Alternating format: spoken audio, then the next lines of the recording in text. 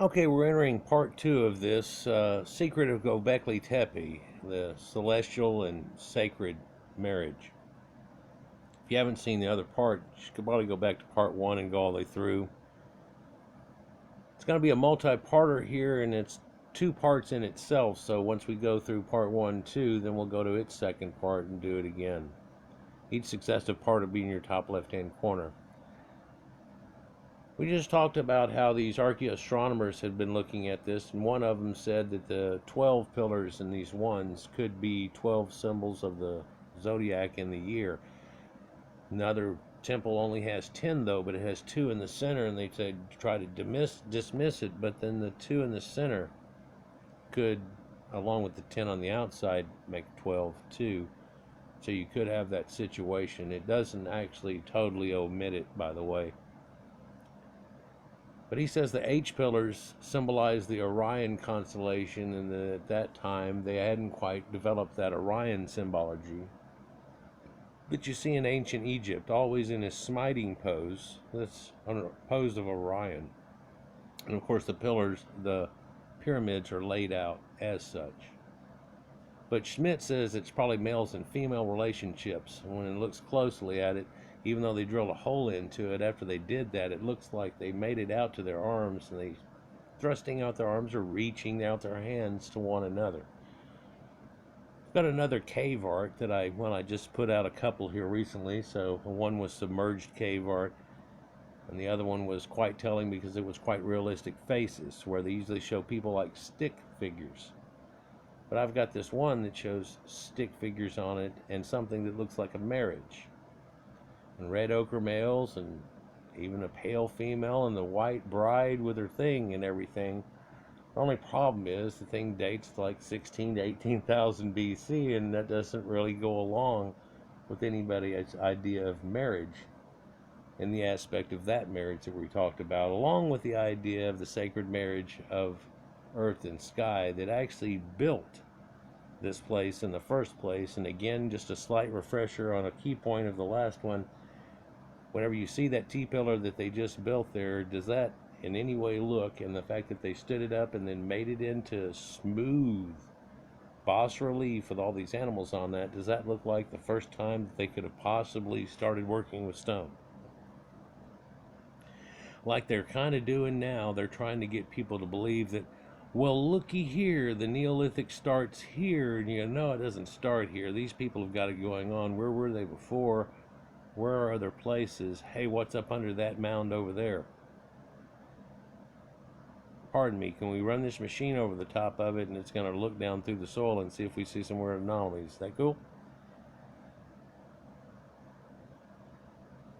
Furthermore, Joe Pledgy emphasizes that the whole stone in Temple D might have been designed to determine equinox and solstice days with Stigdick. He examines this theory in his book Turkish Stonehenge and Gobekli Tepe. There's been a lot of books that came out of it, and when everybody wanted to know everything, man, I should have put out a book about what I thought about it too, but there are more connectives that would have gone with that, and the book would have been like a side note. Gobekli Tepe would have been like a side note in the book that I would be trying to write. I really keep thinking about writing a book every once in a while, but with new things coming along so often, and especially something like this, whenever I had started a book before off of it and it wasn't extant at this time, people didn't know this existed really when I was doing that, and I'm talking about this far-fetched thing that could happen, and they'll find something 20, 30, or up to 70,000 years old, then they find something 10, and it's a verifier, not near as strong, but it goes, but it's not the first. The center pillars on which depict the H symbol that we were looking at and a half sun moon sign stylize the human body as it's generally accepted. So these T pillars are like a human form, and they're a blockhead, if you will, and they've got their shoulders to arms coming around their body and going around their belly. Arms and hands can easily be seen precisely. Human faces are not clear though. It might be that they are not humans, but the gods and goddesses of the Neolithic. We see arms bestride both sides of the pillar, and the hands come together on the omphalos, or belly button or navel. This is standing position, might be considered special and perhaps sacred. Is it exclusive? No. Sumerian goddess Inanna was characterized in standing position just like center pillars of Gobekli Tepe. Likewise, huge statues on Easter Islands were constructed in this same type of sacred standing position. In fact, they looked somewhat similar to Urfa Man, which we're about to look at. Somewhat.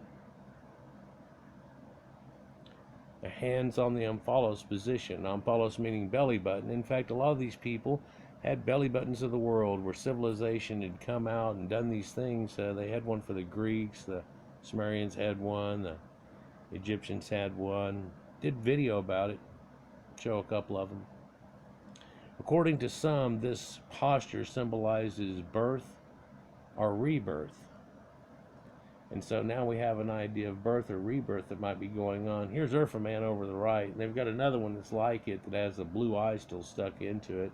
And ironically, I mentioned here at this point, they say that everybody that has blue eyes are related to somebody that lived about 10,000 BC up in this area between here and the Black Sea somewhere, probably, because it seems like everybody came out of that area that did, and that are related to those people. A lot of people have taken that the idea of saying that maybe that person they're talking about didn't have a granddad or so on. You know, when they talk about all these people related to Genghis Khan because of the Mongolian thing, the stuff that went on there, and millions of people, how it spawned off of that, they're actually not related just Genghis Khan, but Genghis Khan's great, aren't they? When they try to talk about this blue-eyed thing only showing up, it's ironic that now they try to say, well, people used to be not as pale as Nordics living around the Mediterranean and even in Europe long ago, before the modern Europeans came out of the Near East and Far East even, and migrated up into that, which we've shown in a few videos here recently. But they were tanner constantly, not so like, oh, light like the guy in Urfa Man on the right, but more tan like the guy on the right, on the left. But they had blue eyes. What? Oh yeah, and Brahma Man goes back, you know, predating that 10,000 BC, boy, doesn't it? Now, oh, whoa, we start finding that goes, well, what you're going to find also is that they're always trying to connect blue eyes with the locus of this one certain, you know, gene and everything that they know is going on connected with it. But funny how Neanderthal man, well known to have had green eyes, and the way it works out in his thing, and red or lighter hair, and that same gene doesn't have to be necessarily hooked up to that. We can't look at DNA and see how far that gene goes back, but Cro-Magnon man, as it used to be called, now he's called early European modern hunter-gatherers, or modern humans, because people with that exact same DNA are still alive today. So they kind of changed that Cro-Mag idea into a, well, that's us. And they were known to have lighter hair and, oh, quite often shown with blue eyes and such situations going along with that. So it doesn't necessarily connect. But then that blue-eyed people came out of this area here and heralded civilization. And if you look at the earliest civilization of Sumeria, you see these statues that look kind of like this, but done in a more modern than this form and better form. And it has blue eyes in it, made of lapis lazuli. And if you look in Egypt in the very earliest dynasties, you see crystal blue eyes. You can look up blue-eyed Egyptians and you'll see that. And actually, if you keep going down, then you'll see Sumerians mixed in with pictures too, they show, and stuff like that, and it'll just make that verification. But got enough videos about that. But here we clearly see those fingers wrapping around, right? 1, 2, 3, 4, 5. Wait, that's kind of odd, because there's only 4. 5 is a thumb and would have been like up here. What they're showing is a pinky would have to be their index finger, So that's their thumb too. It's got to be that they're showing it. I can't turn this hand like that. So this one right here, it's got to be they're showing it like that, with the shorter there. But your pinky isn't long than your other fingers either, so whatever. 1, 2, 3, 4, and a thumb. Ah, okay. They're not six-fingered giants and shit like that. Let's just continue. See this Batman symbol they've got going on here, ironically looking like what? Well, other people say that this is a belt going all around him, and that's like a belt buckle, that H. And if it didn't have this and this on both sides, but it didn't have it here, but just there, you could imagine a belt buckle and having that extra tongue of the belt hanging out that other side, and how that would work out somehow. But it has that double connective. Well, then other than that, also he's got that big belt buckle right here, and it has I and an H. You can see that, 2 H's it looks like. And here it is repeated on the other side, kind of rubbed out. But then what's this in the middle of it? Well, it's like a fox pelt or something that's very much like that, like an ocelot or something. And it's folded over in the belt, so it's folded over and then, that's what we see here, and then the tail's all hanging down. Kind of like the Indians, how they used to have a flap in the front and flap in the back situation. There's flap in the front. But in this Urfa man, something that we can see also is these V's that are on his neck. And later we see that same symbology in quite a few places that come off of that. That's Urfa man though, so that's not connected directly with Gobekli Tepe, but yet it is.